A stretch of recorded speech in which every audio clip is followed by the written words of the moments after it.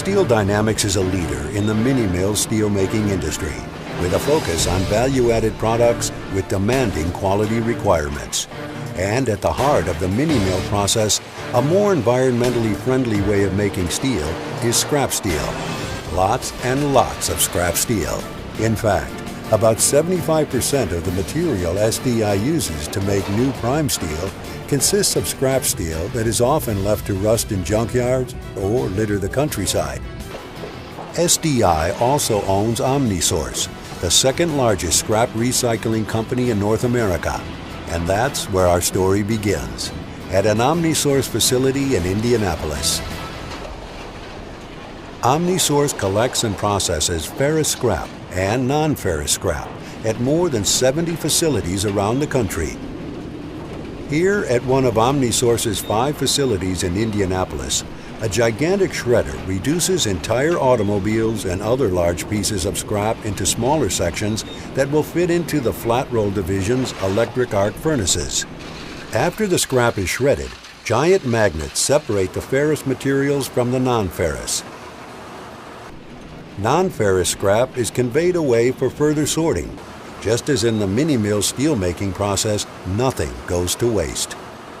At a visual inspection checkpoint, employees remove any non-ferrous scrap that's hung up with the ferrous material. Next, the scrap is shipped to the Flat Roll Division's mill at Butler in northeast Indiana. The mill campus includes 15 miles of railroad track capable of handling 700 rail cars at one time for incoming scrap and outgoing steel shipments. The mill also receives 200 to 300 truckloads of scrap and other raw materials every day. It's a 24/7 operation that runs 365 days a year. 3 30-ton scrap cranes and large front loaders facilitate moving the scrap around, in and out of rail cars and trucks, and to the scrap bay at the edge of the melt shop, where large magnets lift up the scrap and place it into a charging bucket. Scrap is loaded into the charging bucket according to grade to achieve the exact chemistry necessary for our steel products. Each furnace heat consists of 175 tons, with at least 75% of it scrap, and about 10% liquid pig iron from Iron Dynamics, a division of SDI on the Flat Roll Mill campus. SDI is also making iron-rich units with a pioneering process at Mesabi Nugget in Minnesota. Both IDI and Mesabi use iron-making methods that are far more eco-friendly than traditional blast furnaces. Mini-mills use electric arc furnaces, or EAFs, which require much less in the way of natural resources versus traditional blast furnaces. For every ton of steel produced by SDI, we eliminate the need for 2,500 pounds of iron ore, 1,400 pounds of coal, and 120 pounds of limestone. And we use significantly less energy in the process. The EAF process also produces 67% less carbon equivalent emissions. In addition, 95% of our scrap comes from within 250 miles of our plants. The charging bucket is moved to a position directly above one of the mill's 2 twin-shell EAFs. The scrap is then released into the furnace, creating some real fireworks. The reason for the explosion is that a portion, about 40 tons, of each heat of molten steel is left in the furnace to keep it hot for the next heat, saving time and money. Once the scrap and pig iron are loaded, the roof of the furnace is closed, and 3 large carbon electrodes are lowered through an opening in the roof. Then, it's showtime. And it's loud, very, very loud. The rods circulate or arc up to 115 million watts of electricity to melt the scrap at a temperature reaching 3,000 degrees Fahrenheit.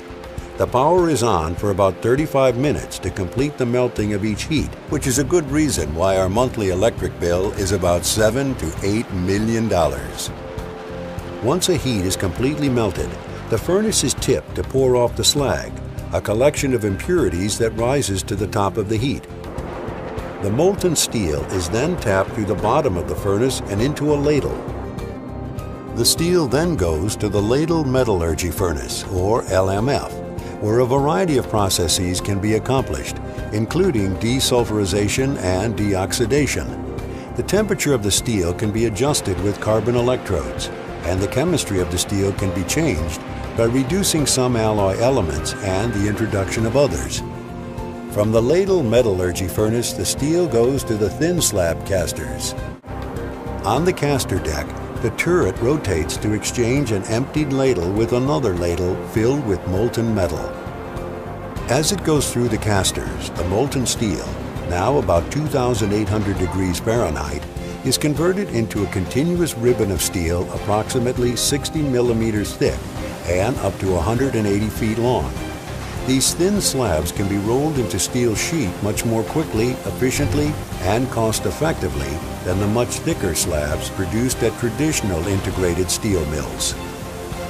Producing slabs up to 64 inches thick, the casters operate at maximum speed of 230 inches per minute and process 9,000 tons of steel in a 24-hour period. Going through a 2,400 gallons per minute spray of cooling water, the slab is completely solid in 24 seconds and has an exit temperature of 2,100 degrees. After being sheared to length, the slab goes through one of two tunnel furnaces where the steel is reheated to 2,150 degrees before going to the hot strip mill. Scale is removed from the slab before it's rolled, with water jets spraying 4,000 gallons per minute at 3,500 pounds per square inch. Slabs are reduced to meet customers' requirements on our 7-stand hot rolling mill. 7 10,000 horsepower motors drive the work rolls in the mill stands, and 4,000 tons of rolling force per mill stand reduces the thickness of the material to as little as 1 millimeter, or 0.040 inches. A new hot band of steel is automatically coiled. On average, each coil weighs about 22 tons, or as much as 10 cars. In the cold mill complex, coils are chemically cleaned through the continuous pickle line. Operating at 700 feet per minute, the pickle line has the capacity to process 1.6 million tons of steel annually. Pickled and oiled coils can be sold as finished products, galvanized on the hot rolled galvanizing line and sold as finished products, or further processed through the cold reversing mill.